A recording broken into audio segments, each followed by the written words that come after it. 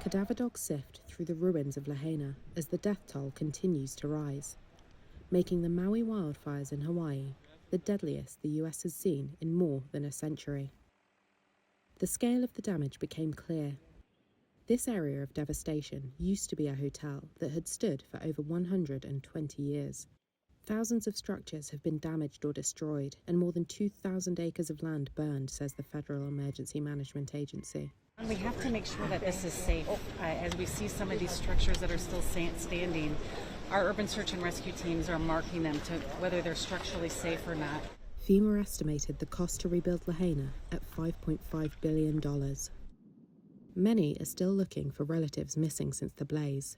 June LaQuesta has visited shelters and the Family Resource Center as he searches for 9 family members. I would like to find the Quijano family, Coloma family, and Villegas families, which is 3 days now that everybody's looking for them. Hawaii Governor Josh Green warned the death toll would continue to rise as more victims were discovered.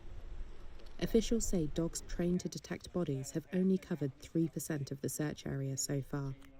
The state's emergency notification system and decision-making during the fire are set to be reviewed after some residents questioned whether more could have been done to warn them before the fire overtook their homes.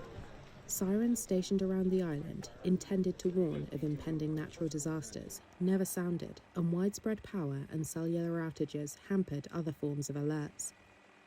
Officials blamed communications network failures, winds of up to 80 miles per hour from an offshore hurricane, and a separate fire dozens of miles away, all of which made it nearly impossible to coordinate in real time with the Emergency Management Agency that would typically issue warnings and evacuation orders.